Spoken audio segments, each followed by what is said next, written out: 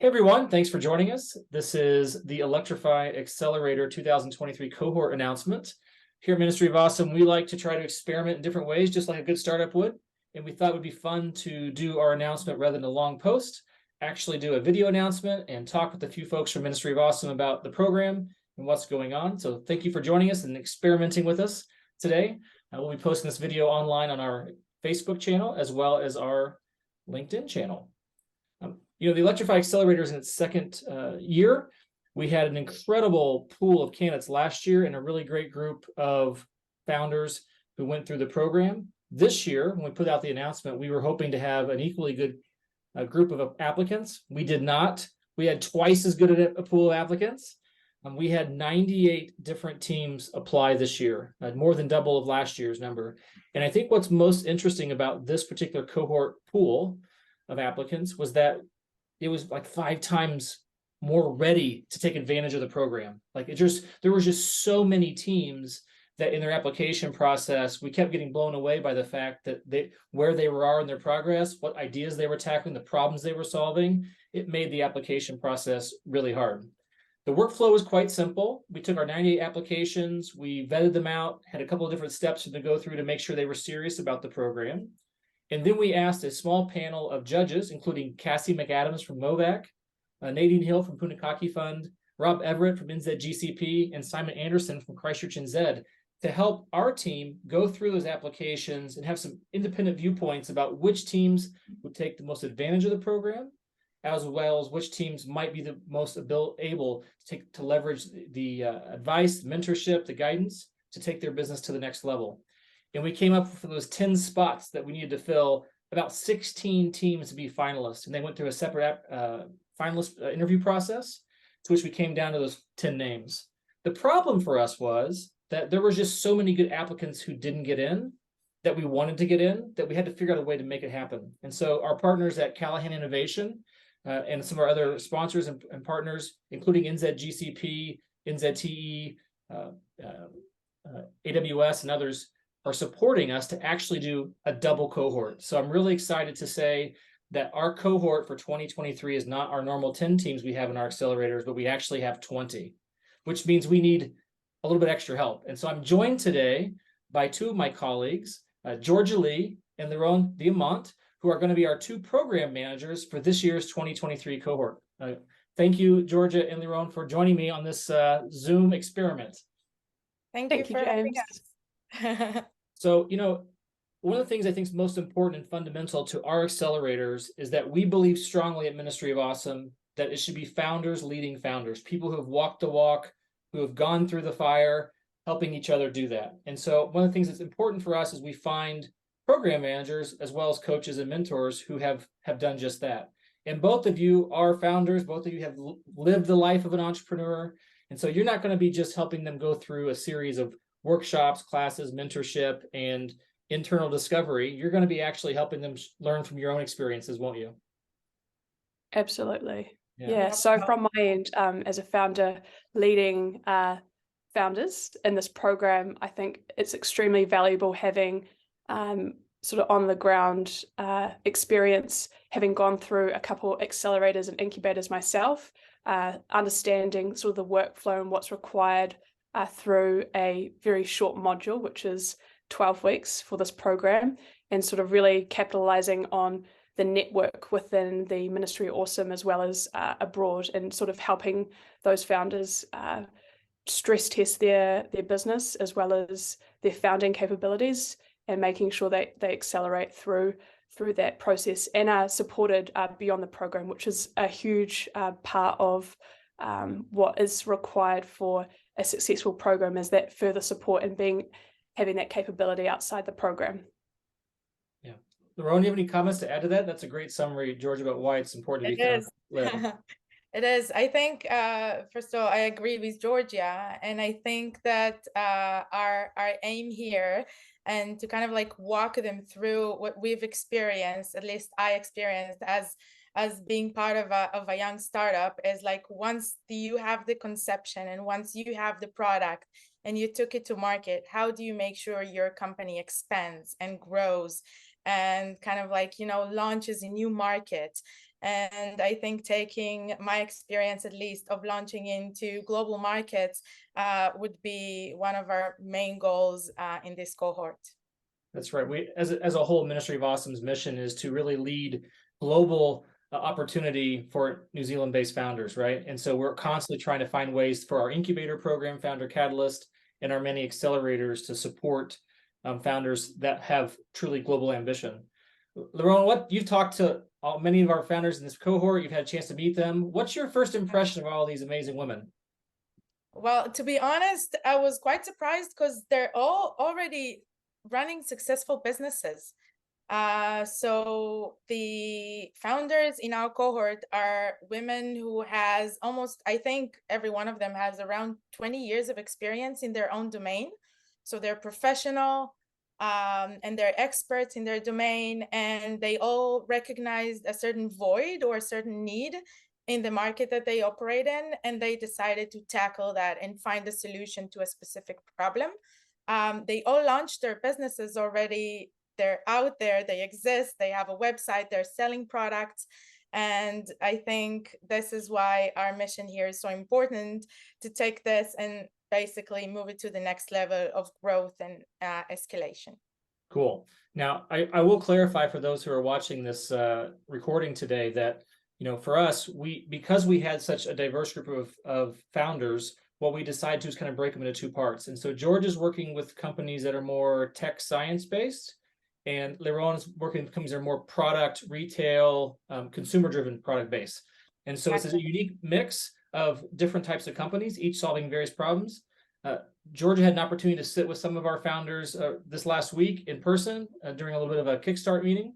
I'm curious, Georgia, what was your impression of these women, both as founders, but also as individuals, and all the just personality and energy and passion they bring for solving the problems they're working on? Yeah, it's a really good question. So yeah, this week I was really lucky enough to MC the kickoff event in person in Christchurch for 10 of these companies, and I'm really excited by the sort of passion driven by the problems that they're solving. Extremely powerful, extremely interesting as well. A few of them, there are industries that are in the fintech, logistics, cybersecurity that are tackling massive problems. However, they have a lot of industry experience and sort of have pinpointed certain problems within that and are going about it in a really unique way. So I think from the sort of impressions that I'm getting from the cohort this year, it's just a really exciting opportunity to be a part of that and help drive these founders through this program and beyond. I think the biggest thing for me is having those companies be really, they have all of the content and they know where to go. It's just mentoring them and helping them facilitate, sort of making sure, stress testing all of those elements to make sure that they've got a really solid business case. And I think this is what this part of the program will help them facilitate that in many ways, and then sort of going on through how we're mentoring these companies through this program is also a really unique way that I haven't seen in many programs before. Yeah, let's talk about that. So for Ministry of Awesome's accelerators, what we do is we have a founder as a program manager overseeing the overall activity of the accelerator.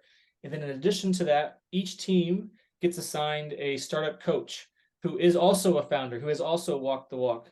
Georgia, can you kind of quickly talk to us about what the role of the startup coach is and like how often the teams will be meeting during the accelerator?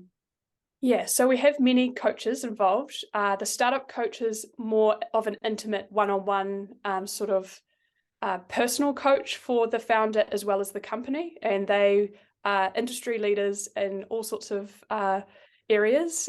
We were very selective on who sort of the founding capability as well as what they've achieved in their career. So we've got some really impressive coaches involved in this cohort this year. I'm really excited that there are a few names that I was well aware of before this, and yeah, growing that network and understanding more people throughout different industries is really cool to see. So in terms of the one-on-ones, that the companies will be getting. It will be an hour or two each week, and going through just like basic stress testing, validation, possible pivoting. These founders and these startup coaches will be really instrumental in progressing and fact-checking all of the sort of elements of a business and what a startup is supposed to be, which is constantly iterating, possibly pivoting. There's always a good pivot within a company's lifespan. So it's really just challenging them and also supporting them and opening them up to a wider network within their ecosystem. So there's a lot of, this ecosystem's just constantly growing, and there is a lot of support out there from these startup coaches, and we're super excited to have them on board, and very, very grateful for their time and energy for this program. So for those who are listening, well, who are all the coaches? Who are all the mentors? We will announce those throughout the accelerator program. So if you follow us on LinkedIn, follow us on Facebook, Twitter, etc., you'll learn who those people are as we go. We're going to save that for another time than today to make this session go a little bit shorter. In terms of, two things I wanted to hit on that I thought was really good that you pointed out. One is that it's not just a company coach, it is a founder personal coach, because there is stress, there is frustration, there are all the things that a founder goes through. And one of the things that we feel really important is supporting the well-being of our founders and having someone they can vent to and talk to. And that coach really is meant to develop that sort of personal rapport and trust with each of the founders they're assigned to, so that there is that opportunity to not just talk about my business, but talk about how I'm operating as a founder and me as a person, because we are people as founders. We're not just business operators. And I think that's really cool in terms of how we've set these relationships up. The other piece that complements those coaches that you mentioned are the mentors. And I'll ask, Liron, why does bringing in these other additional subject matter experts throughout the entire 12-week accelerator bring value? And what do you look for in terms of leveraging, as a program manager, that niche expertise each mentor brings with the specific problems that the founders are facing throughout their journey? Sure. So I think, first of all, looking at the cohort that we have here, and the best example is that they're all kind of like retail businesses, manufacturing, and doing direct-to-consumer products. I think it is essential that they would have a proper support from a person who knows and specializes in marketing and in taking direct-to-consumer into market. So this is one example. The second example is that most of them are looking for funding and are looking to raise money in order to expand globally. This is a very specific type of expertise and a very specific type of kind of like a view on the company. So if as a coach, sometimes you need to encourage your team and let them know that they're doing a great job, sometimes someone needs to wear the investor hat and tell them, listen, I think you need to work further on that, or you need to do that better, or other investors would like to see that thing on your pitch deck. So I think it is very important that every founder would get a very different and diverse point of view from many different types of specialties. And I think this is what we're providing them here. The ability to not just, speak to one person that convinces you that everything is okay. Because I think as a founder, it's so important that you will hear as many opinions as possible, even if some of them doesn't really seem like what you would love to hear. But it is essential to kind of like you thicken your skin and make sure that you're ready to the real world and to expand and to be able to interact with other types of people, other cultures. And yeah, I think cool. That's the essence. And you did hit on a point that, many of these teams will ultimately be looking to be raising capital. And so one of the things that we also do in our accelerators, obviously we have a big at the end event. It's called the demo day, and everyone gets to pitch, and there's lots of people in the room that are in the VC space, angel investor space, as well as the ecosystem as a whole. But actually throughout the program, all the teams get an opportunity to interact and start building relationships with the investment community here in New Zealand. So you're going to see opportunities throughout the 12 weeks where they're having one-on-one presentations, pitch opportunities, getting feedback from the investors about how they view their pitch and proposal. So it's not just a climax of a pitch. It actually is something that's part of their skill development as founders throughout the program, which I think is really cool. And, Yeah. Liron, you talk about, the subject matter expertise as it ties to your group, which is the product retail more focused on entity. But the same thing's happening on the technical science kind of products as well, isn't it, Georgia? We're bringing in technical expertise, scalability, software expertise to try to help these teams tackle the problems they have. So one question that I think many people might be asking, how in the world can you operate a cohort where some people are doing deep tech, deep science, deep tech, and other people are like launching products that might get sold at Countdown? And I think one of the things that's really important that we share with everyone watching today is that while our cohort has a common theme, that is women-led startups, right?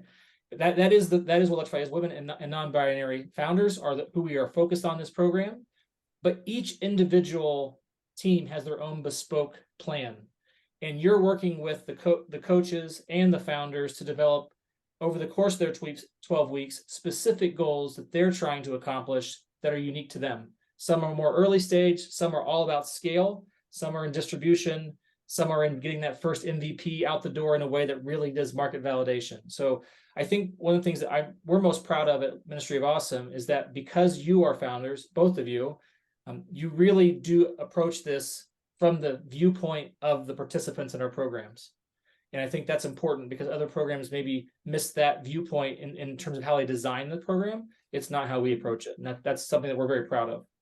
All right. Yeah. We've been putting everybody on. We've been feel putting them off and everyone. we know what their challenges are, and I think we kind of like we walk the walk with them, and we know exactly where to point out like different challenges or different comments to say, okay, this is the place where you should do A, B, or C. And so I think it definitely have a lot of value. Cool. I totally agree. All right. We've been putting off actually announcing who the cohort is, which was the whole promise of this broadcast. So what do you say we dive into our list? And what I'll ask you guys to do is just real quickly share with each of the teams where they're from, who the founders are, what problem they're solving. And then for everyone who's watching, we'll be making plenty of more posts over the course of the next 12 weeks about what the teams are up to. Plenty of time for you to link and see what their website are, et cetera. We'll put all that stuff into our social channels as well as our website and keep you up to date. And so with that, what do you say we go to the first team? I think it's yours, Georgia. Take it away. Awesome. Thank you, James. Yeah, really pleased to be introducing from my cohort again and again. So again and again is enabling consumers to access returnable containers for cross-counter food service via a technology platform. Nada, who is the co-founder of Again and Again with Melissa Firth. They're based in Tauranga. And yeah, you might have heard Again and Again, the platform or the reusables cups that were sort of circulating throughout New Zealand. They've used that sort of platform around sustainability and that supply chain to essentially go into a new market and essentially looking at the accessibility of returnable packaging in this sustainable space. So it's really exciting. Both Nada and Melissa sort of transitioning into this space, and I'm really excited to see where they go with this, especially with their going for legislative change, which is a huge and powerful sort of roadmap ahead of them. Yeah, I think what's most unique here, someone will say, there's lots of reusable cup startups. I've seen lots of that in New Zealand, reusable bowls. But yes, they have that component that they started with, but what they're really building is the infrastructure to manage that at a national or global scale. It's the software solution they're really building. The cup program they have is just the starting point to do a proof of concept, really. And I think that's what's super exciting. No one that I've seen over the last 5 or 6 years where this topic has come up has really focused on infrastructure. And that's what makes their play quite magnificent if they can pull it off. All right, cool. Awesome group. Let's go to the next one. This is also yours. Right. It is. So Capture the Bug. Really lovely to meet the two co-founders yesterday, Ankita and Ankesh. So Capture the Bug is basically developing a software platform that enables software to be constantly monitored through crowdsourced security. It's almost leveraging what pen testing or penetration testing is, which is a very expensive and only automated manual way of testing for bugs. And so they're offering a crowdsourced security platform that enables a whole bunch of security researchers around the world to identify vulnerabilities within software in real time. So enabling that fast turnaround of identifying bugs within software, and therefore making companies, enabling them to sort of give a quick turnaround in identifying those. So really, really interesting company. And I think they've learned a lot within their backgrounds in cybersecurity, so that by seeing what's happened in the market, there's a few quite huge leaks within data. They're taking that, and what the sort of market wants is real-time testing, so at an affordable cost. So it's really, really cool to see Ankita and Akesh tackling this problem, and I'm really excited to see what they come up with within the next 12 weeks.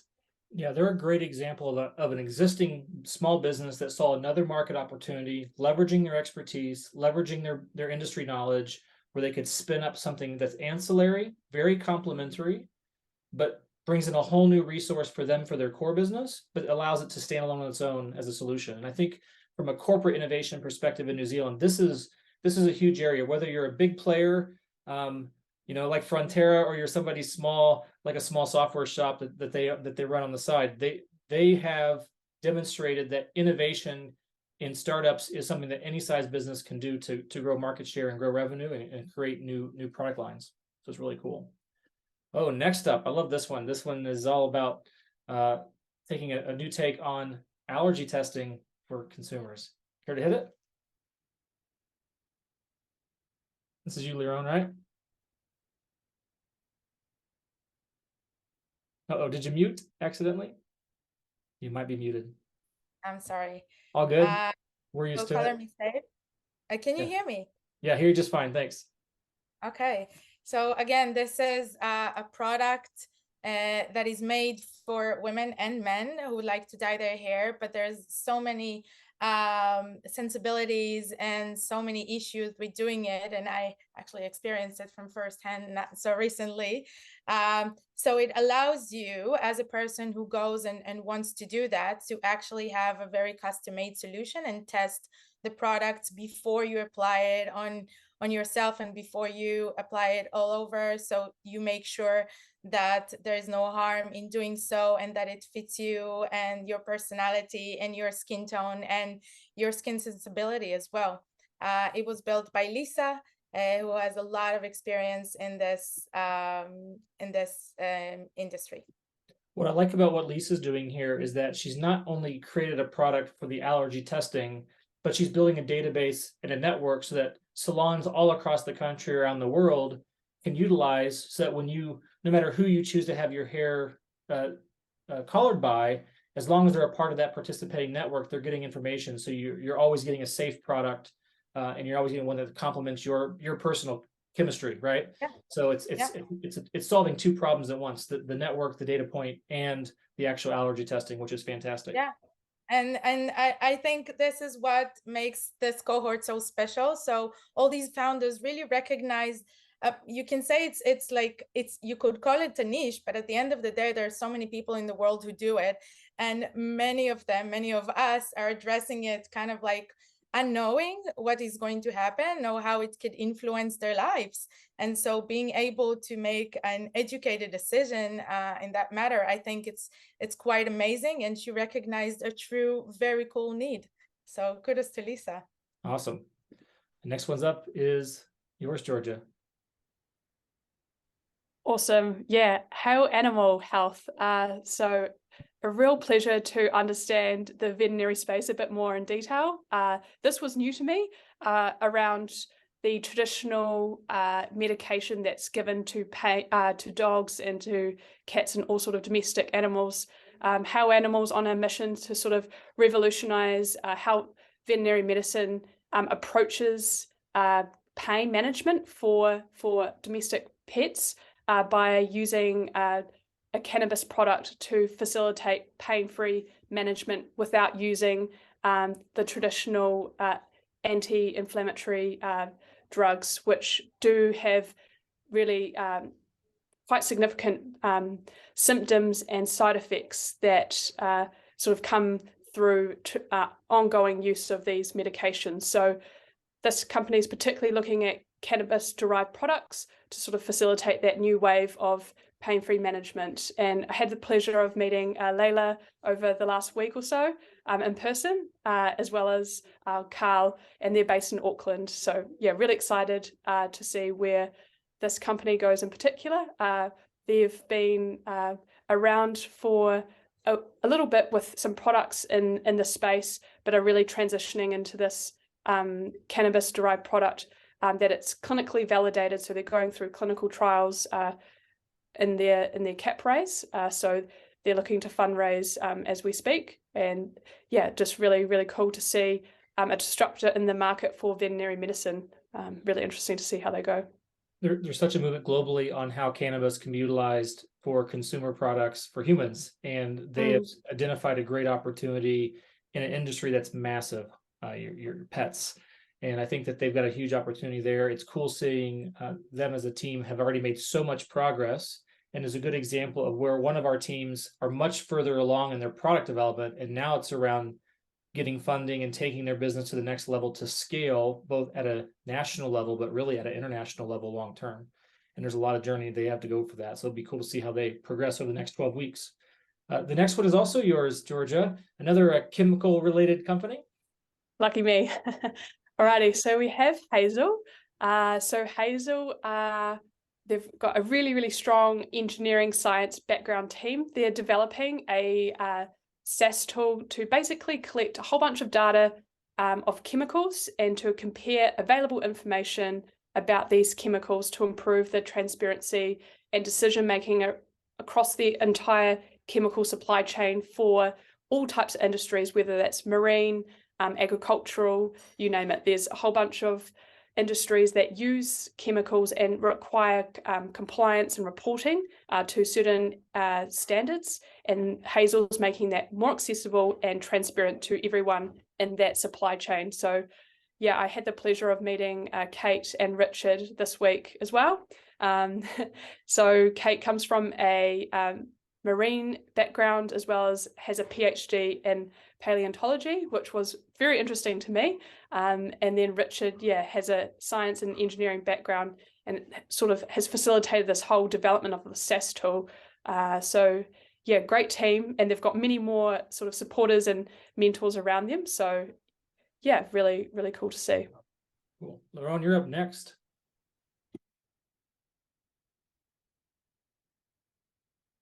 Again, I'm on mute. I'm so sorry.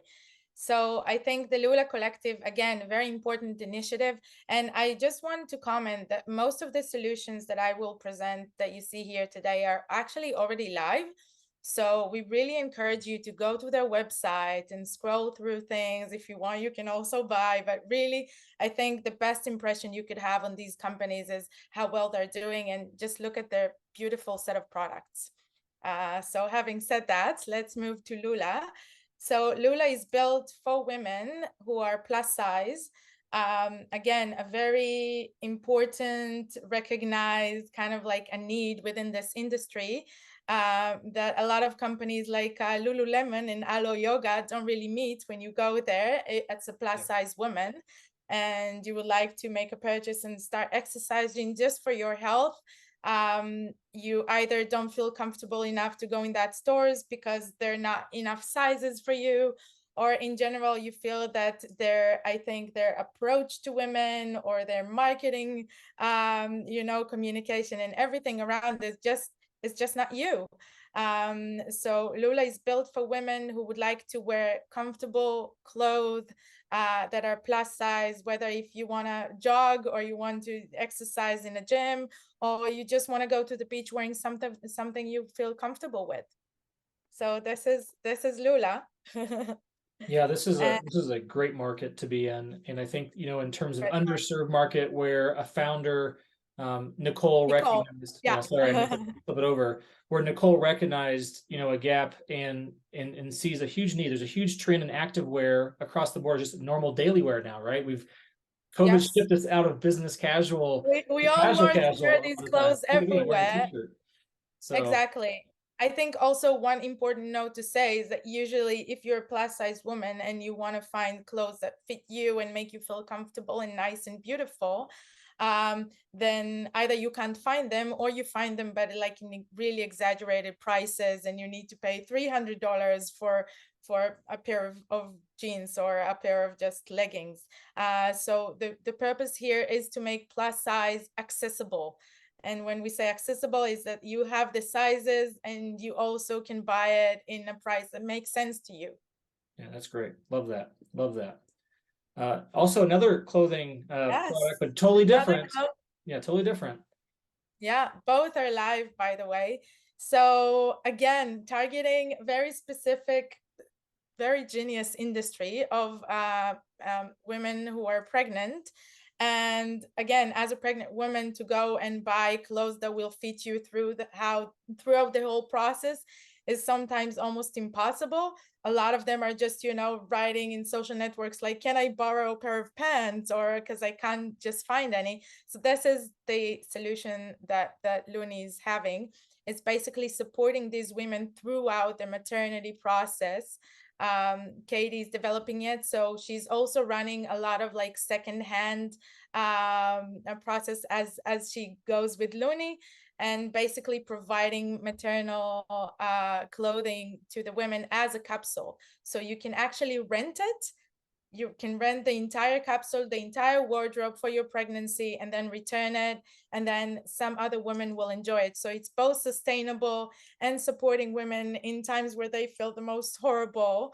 They actually have someone who thinks about them and delivers like beautiful maternal clothes throughout to your whole pregnancy. So that's Katie's idea, and it's brilliant and wonderful, and it's live.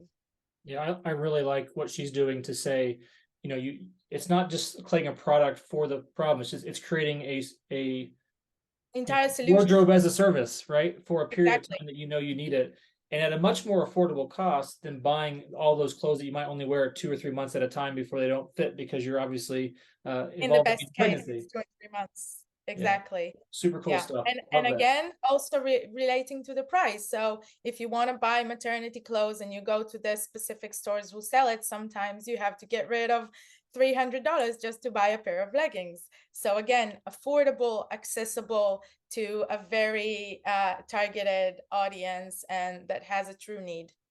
Cool.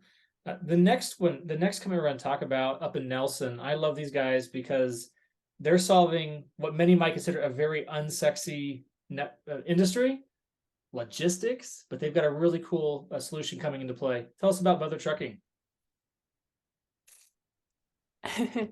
So as the name suggests, trucking, it's a very good play on words.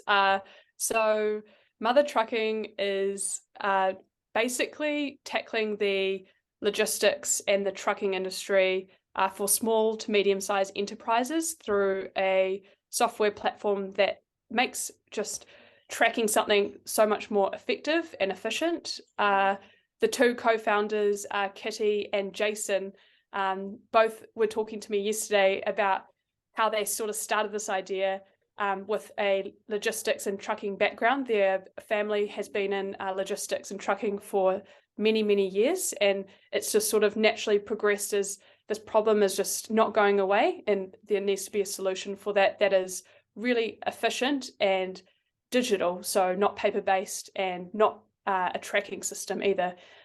Kitty, when I was talking to her yesterday, mentioned her tagline, which was, it's easier to track a $5 pizza than it is $500,000 worth of freight, which is so, and I think many people can align with what they're trying to achieve. And yeah, it's a really important problem, especially within New Zealand, as freight and trucking is sort of the only way of transportation for sort of large pieces of equipment, and also just freight in general. So really interesting problem that they're tackling, and it'll be really cool to see how this company in particular scales into international markets where there are differences within like freight and logistics, especially in more progressive countries where there are like train systems and all those sorts of things. So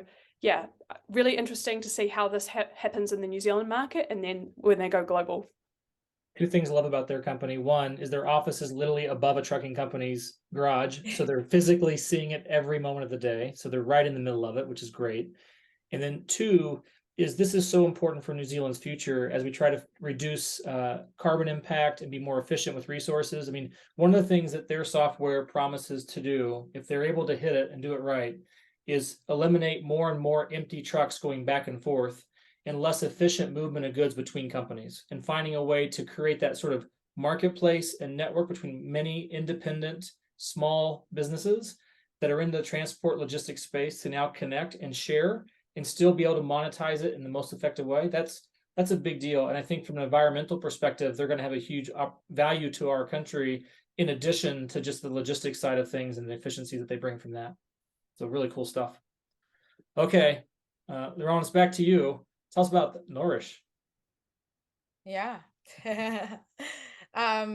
So Nourish, it's actually, again, a great idea, great niche developed by Gina, who's a clinical nutritionist, that she actually also having kids, but treating others as well, recognized that the need to feed infants in healthy food and to make sure that they have all the nutrition that they need is not as simple as we all think. And also not being, not having the need as a mom to provide to your infant, like to give them, just tablets, or that sometimes it's almost impossible. So it's feeding your baby with nutrition food, and that has all the elements that they need from one package, that it's actual food. You don't need to give them vitamins on the side, and it provides everything that they need. It comes as a dry food, so you can just add water to it. Yeah, very sustainable way to package it and deliver it. I know my wife would love to have that. We made all of our food at our house from scratch, which is very time consuming and not realistic that most people can do that. And she's providing a great solution that has that organic component, ease of preparation, affordable. It's great. I really love what she's got going on there. Yeah. So as a mom, you can really trust that. New Bomb. Yeah, let's go about New Bomb. Very, very women-centric solution, and that one is purely women. And it's women who has issues with their vaginal area. And at the moment, and again, I think both Georgie and I as women can definitely tell you that it's a need that every woman out there has at some point of her life. And it's a need that actually doesn't really, we can't really find a solution out there that doesn't include, visiting the doctor and getting a prescription for that. And so sometimes it's such easy issues that are easy to solve, but we don't have a product out there to support that. And there's kind of also, the element of shame that a woman, she goes to the pharmacy and she needs to ask the pharmacy people, like, can you please provide me with something to my vaginal condition? And it's not the way that it should work. So Niamh, Olivia, and Tessa developed, actually it's a variety of products to support these women and to support us, and make sure that we get the products that we need and the support that we need to keep a healthy pelvic, or a healthy, well, I don't know. Anyway, so one is a gynecologist, one is a physiotherapist, and one is a go-to-market and marketing expert. And together they came up with all these solutions to support all the women in the world. So we're here to help them expand. It's also, this solution is obviously already live as well.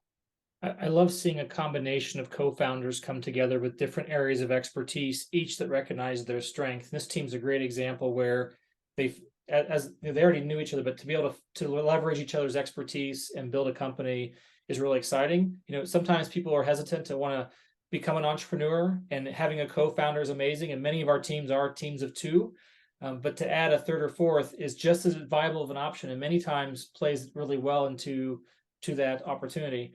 And if I remember correctly, one of the things that makes their product particularly unique is that it doesn't use petroleum products, right? It's other naturally derived, if I remember. Everything is natural, exactly. Because again, this is a very sensitive area.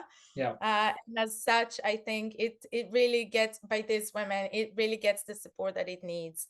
Yeah. Again, really recommend all women to visit their website and see what they have to offer. Cool, love that. All right, OneReg, another tech product, and this is an interesting team because we have 4 founders. It's our largest co-founding team in this cohort, and they're also separated. We have some in, I think, in Christchurch and a couple in Auckland. So tell us about OneReg. Yeah, so OneReg is a really interesting company, sort of tackling the compliance in the aviation space. So their proposition is basically taking all of the usual reporting that has to be done and making it really effortless for both the say airport and the regulators, and making that system just really efficient from a time perspective and energy, and then a cost. So OneReg is a online sort of portal that takes the sort of the work out of making sure that there's real-time compliance that is up to scratch and is constantly being iterated based on the new information that's happening within the aviation space. We have a team, like as James said, quite a large co-founding team. So we have Carly, Clint, Daniel, and Wayne, all from different places, and they all have different expertise, but all have industry experience, whether it's in the compliance space, the Environmental Protection Agency space, as well as the aviation space. So they're a really well-rounded team from an experience and career perspective to sort of tackle this problem. They know it well. They know the regulation side. So yeah, it's a match made in heaven, really. Yeah, I love that. And I think for them, they've found a specific niche they're starting now, which is the airline airport model, but they're building a platform that will scale to many industries. And I think that's what's most interesting to me, is that they have to take the product development approach not just to the one niche they're currently focused on from a sales and revenue perspective, but also build a platform that will be scalable. And I hope that we're able to help them think that through as they go to market over the course. They've already got some great customers, and it's about that scale up opportunity, isn't it? Yeah, they've done extremely well in the market, considering that they basically launched within 12 months. Very, very quick turnaround. In terms of their customers, they've got, I think from my recollection, 7 airports in New Zealand on board as customers. So that's like extremely exciting traction for them. And then in terms of scalability and whether the sort of regulation space coming from a medical background as well, it's very, very outdated, archaic. There's a lot of paper reporting, all that sort of thing. So yeah, really excited to see how they sort of look into different spaces that have a lot of regulation and compliance backbone in different industries. I love anytime you can eliminate paperwork with digital platforms. I was the CMO at a startup that did that for the adventure tourism space. So I'm a personal big fan of any space that takes away paper and creates a digital record that create real-time knowledge centers for operators and regulators. It's fantastic. Let's jump into our next dynamic duo, also yours, Georgia, PowerSuit. Yeah, so had the pleasure of meeting both Nat and Kristen yesterday and the day before in the kickoff. So PowerSuit, by these 2 co-founders, are essentially developing a leadership platform for career success, formal learning, coaching and advice, as well as sort of creating community around that. Kristen and Nat had a role in the background from Hatch, a very well-known investment platform that did extremely well in the New Zealand market. So they're taking that experience in the fintech and seeing where the gaps are within leadership for particularly women, and sort of enabling a platform that sort of supports all of those key tools. So a really powerful team, and really exciting to see where they'll go with their company. They've already got a lot of social content, whether that's podcasts, as well as like live Q&As on Instagram and Facebook, and then just a really heavy social presence. So they're really building their ecosystem and their audience first, and then they're looking to sort of leverage that and take it to the next level. Cool, love that. How about our next one? This is about democratizing data for your credit scores, right? Yes, scores for all.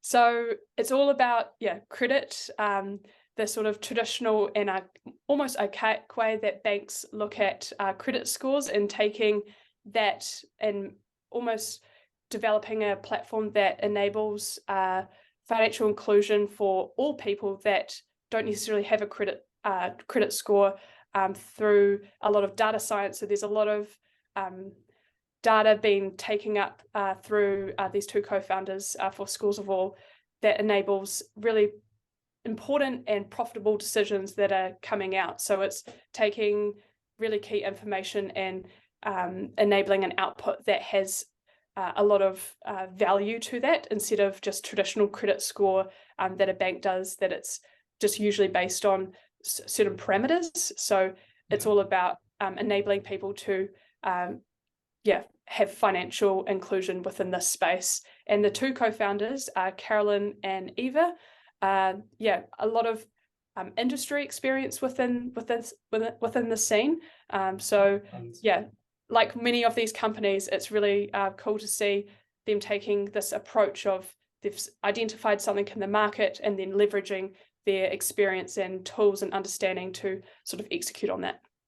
We had a lot of questions during the application process from the teams that didn't get to move forward. Why didn't I make it? And I think those of them that are tuning in right now will realize that a big chunk of what helped these teams move forward in this process and become part of this particular accelerator is that they've put in the work as part of their profession and their career, in addition to turning their idea into something. And I think that's really cool. I think what's neat, this team as well, this is a very international team. If I recall, Eva's in Spain, is that right? Yeah, in Barcelona. I'm very jealous. Great food, great wine. And I think that also reflects just where the New Zealand ecosystem, new startup ecosystem is going, right? We have many teams that are internationally based, not just expanding, but having a network of founders or key personnel that are all over the world helping them build product. And this is our one team that I think is going to demonstrate how that can work, which is cool. Our next team is our second team that's also partners in business, but partners in life. And I think this is something that for us was a unique opportunity to bring in a social impact organization that has a business opportunity ahead. It's also about She Is Not Your Rehab. Yeah, really powerful sort of cause that these two co-founders are tackling. It's all about developing a accessible and digital tool for tane men to sort of break the cycle of domestic violence through whether that's family whānau or their communities. And so Sarah and Matthew have a lot of experience in this space, particularly Matthew through working in a barbershop. That's where he started with his sort of directly communicating and seeing all of the people that were coming into the space, and sort of seeing the sort of cultural and things that were going on in their lives. Sitting down in a hairdresser, you sort of start to talk and you go through like the motions of things. So really unique sort of perception and sort of initiation of this movement. And then Sarah, as a partner, life partner and business partner, developing an app that sort of enables these men to be have that accessible tool that hasn't really been done anywhere else. And these two are really uniquely positioned to sort of tackle this domestic violence movement. Lots of TED Talks, a really influential book that's gone global. So they've got a lot of tools within their sort of their bags, but they've taken what they've got and making it more accessible through a digital platform. And they've already had a lot of traction within the New Zealand space with regards to the government organizations, as well as lots of community and talks with leading professionals on how to actually look at this problem from a different angle. There's, Sarah mentioned yesterday, the baffling number of statistics of abuse within New Zealand is horrific, and it needs to change. And I think they're going at it in such an interesting way. Not more to say, but just really powerful team and really powerful social impact. And I'm really excited to see how we can sort of help them progress with their company. Yeah, I love that their particular mission, and the challenge they face really is turning all that personal relationship components that they've developed through their programs, through the barbershop, through all the individual workshops they do around the country, and turn that into something digital and scalable and commercially viable, right? And so there's a lot of challenges that they have coming up, and it'll be really exciting to see how they use the accelerator to take all of this equity they've built up in solving the problem through the ways they have today to turning it into a digital solution. And so I'm looking forward to seeing where they go with that. Next up, Sabnas, how about Liron? Tell us about this Indian. I love it. I love it. I can't wait to try their products. I know, same here. So Sabnas, if to describe it very shortly, it's a mother and daughter Indian food, like quality food. Again, a very specific niche in the market of pre-made food, but also spices and paste. They recognize that there's so many people who love Indian food and but don't really have the tools or knowledge or even the ingredients in their house to create a great and to cook great Indian food. They started in farmers markets and developed their way up from there. They're already manufacturing, they're working with Countdown already. So they're selling their stuffs in supermarkets and on their own website. They provide you with recipes and with tutorials and basically give you the entire 100%, 360 degrees experience of having great quality Indian food. Yeah, it's not just curry in a jar, which is what you typically see at a store. It is the entire package of learn about the food, learn the dishes, here's the recipes. I know in our house, we make all kinds of cultural foods, but we just struggle getting a good, authentic Indian taste because it's there's such a nuance to those flavor profiles. Exactly. And what Namisha and her mom, who's not shown, I'm not showing mom today, but we'll show Namisha, what they're trying to do is really bring the entire experience of Indian food to you, not just the flavors. It's more than that, which is, I love that. Exactly.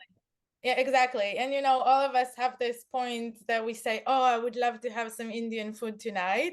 Yeah. And then you go to the supermarket and all you can find is like one curry paste. Yeah. And then that it needs to fit all the different Indian dishes. So that's not the case. They really give you, I think, the true taste and the true experience, which I think is wonderful. One of the great kitchens in the world. So I'm very happy that it's here available in New Zealand. Cool. Love to see where they take that and how they scale it up. I can't wait to try some of their flavors that I've never had before.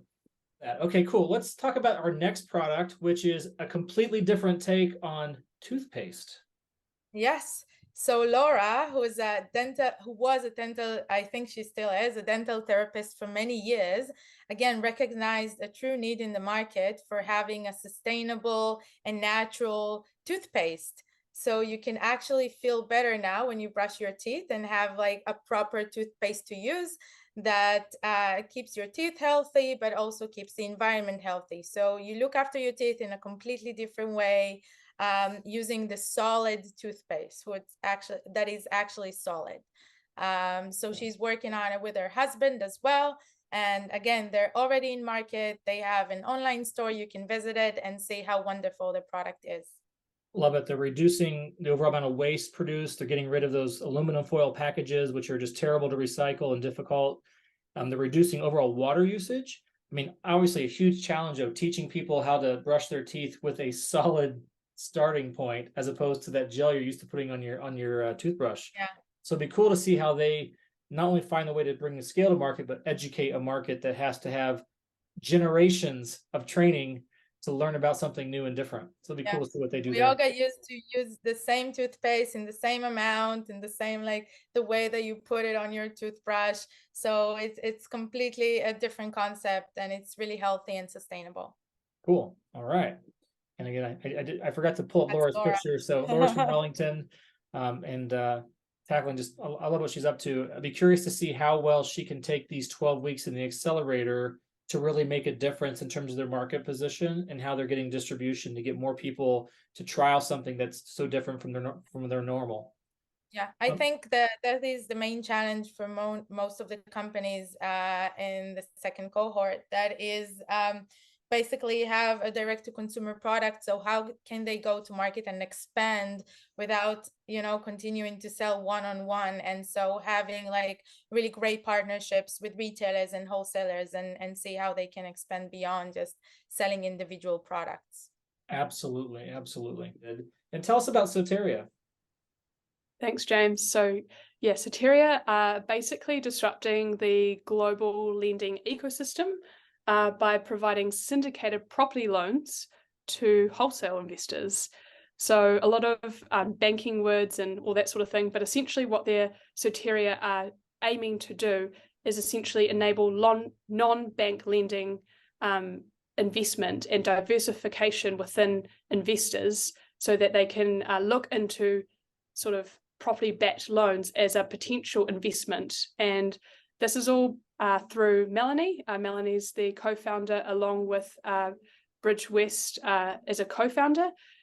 Melanie has a lot of experience within the banking industry. So yes, another powerful amount of experience, and yeah, has a number of years in understanding this market and understanding where they need to position themselves in order to essentially saturate this property-backed loan market and marketplace within New Zealand as well as overseas. And they've seen trends throughout overseas that's been done really well. So it will be really interesting to see how this marketplace transpires over the next 12 weeks and beyond, of course, through this program.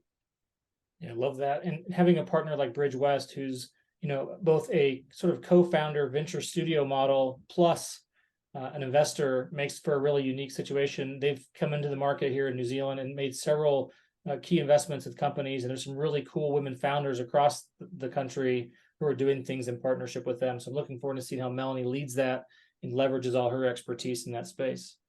Let's go to another consumer product for real quick. Let's talk about SpeakSense and what they're doing there, Liron. Yeah, again, a problem that I completely relate to as a person who could never find her true scent when I go shopping for perfumes. Can definitely relate to that.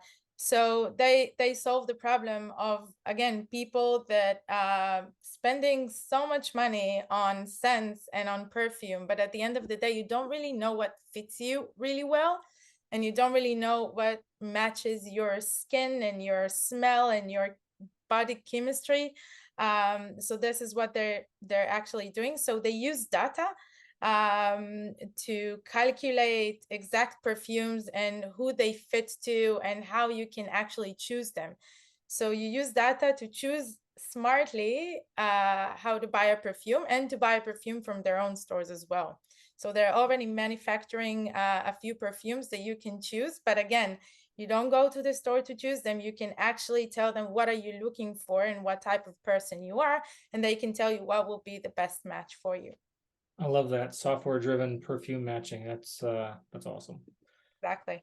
And that I didn't pull up Madeline and Keith's pictures there, Yeah. so I apologize. I meant to pull them up while they're doing that. Get another Wellington venture. So I hope people who've been watching this recording have noticed how diverse the geographic locations of this team is. And Ministry of Awesome's accelerators are national programs, and we have teams from all over. And I think it's really cool. They will all be coming together in June, which we'll talk about here in a few moments, for their final pitches. Tell us about Vince. Vince. We'll do it to the end. Yeah.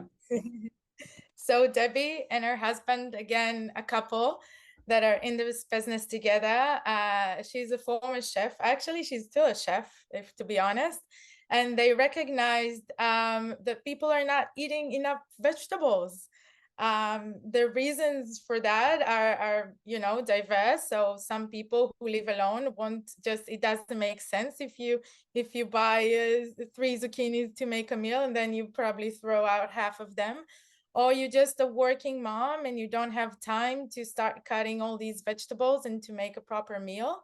And just in general, the nutrition in New Zealand is very meat oriented usually. And they recognize the true need to add vegetables to the menu of every person in New Zealand.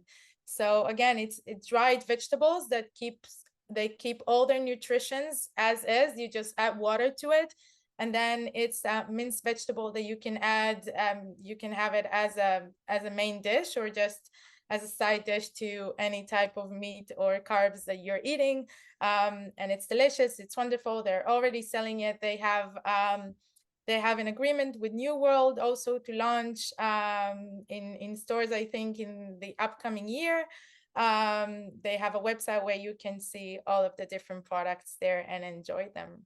So many of these consumer products, now the challenge isn't creating the product, it's figuring out how to scale it, how to market it, how to drive consumers to retail stores to buy it in volume. And that's one of the things that they'll experience during the accelerator, is working with experts and their coaches to tackle that and really find scale that will make their businesses go from being a lifestyle, type business to truly something at an enterprise level, which is great. Love that. Yeah, I think also it's very important to say that all the vegetables are grown here in New Zealand. Awesome. And yeah, it's all local made, very natural, no extra ingredients, and you really get a healthy diet with it. Yeah. Cool. And I think we're our last team, our 20th team Zwar in the cohort. Jenny. Tell us about Zwar. Yeah, so Jenny came up with, again, a very specific need for people with sensory challenges, I can say. Whether you're artistic or just most of the fabrics that just don't work for you, or you're a very anxious person. And sometimes we really need the good clothes to kind of like wrap us up and make us feel safe and good and comfortable. So she's designing it. She's using special fabrics for that, and not just fabrics, even, ceramic and glass that are embedded in the clothes and that are designed specifically for people with special sensory needs, to help them feel better and safer and calmer. I think this is that's what it actually is. She's still designing it. She's making these clothes herself, so she's manufacturing them. And she's working on future interesting cooperations to launch her product. That's great. And obviously figuring out how to scale, you can't make scale in your garage, right? That's what every founder learns over time, or your kitchen, or whatever the place may be. So it'll be interesting to see how we're able to help her over these next 12 weeks to identify supply chain opportunities, partners, distribution that will take it from being a very niche distribution to a very broad. There are a ton of people with neurodivergent requirements, and I think she's hit an area that has not been touched at all. I have not seen anything even close to this. It's really cool that she's tackling it. And I think there's going to be a ton of people who are going to be really relieved in life because of the products that she's going to be making. Yeah. So that's our 20 teams. What an incredible mix. I cannot wait to see how both of you help lead them forward, and how you, with the coaches' help and the mentors' help, create something incredible for them.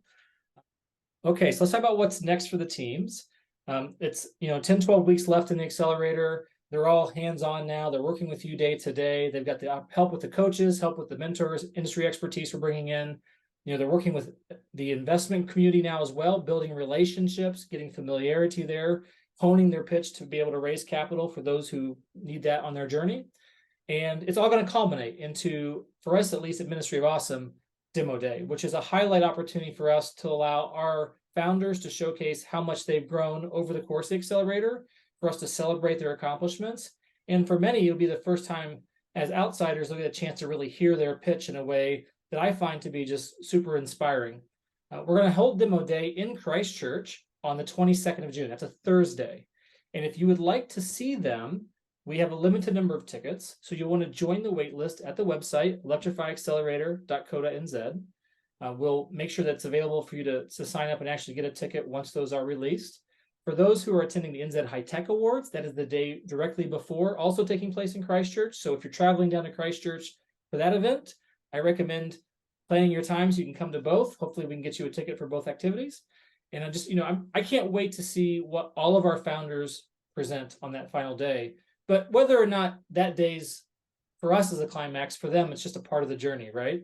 And I guess I'll ask with parting words from each of you, what do you hope out of the 12 weeks that they accomplish whatever goals they do? What do you hope happens after the accelerator as a result of the accelerator? Georgia, you want to go first? Put you on the spot. No, it's all good. Well, like you said, it's all part of the journey. There are many highs and lows with being within a company. A lot of companies go through sort of that valley of death for a while, trying to play out exactly what's happening in the market because so many things are changing, pivoting, iterating, all that sort of thing. What I hope that sort of by the outcome of this sort of accelerator program, that they have sort of a framework and tools to sort of use outside of and have the capability and confidence that they tested within that program to sort of go about through, oh my God, sorry, my brain's so mud. Okay, we can actually muddle that. It's kind of a fit. I didn't. I think it should be a very short message, to be honest. Yeah. Like 2 sentences. Yeah. I hope they will grow. I hope they'll succeed. I hope they'll find investors. That's all. Yeah. I will actually suggest this, right? I would suggest. It's already quite long. It's I know already it like is. an hour. Yeah. It's stupid long. I know it is, but it's so good. Oh, And we're I gonna really cut enjoyed the it. commentary. There's no reason using it as is. What I will say is, like, Georgia, why don't you say confidence and new skills is part of the 2 things that I heard you there that would just be really quick and easy to hit, right? Mm-hmm. So, and then Liron, do you have anything you want to add, or just want to say good luck to all the teams? We can't wait to work with you. I know what I want to say. All right, cool. All right, fair enough. All right. And so,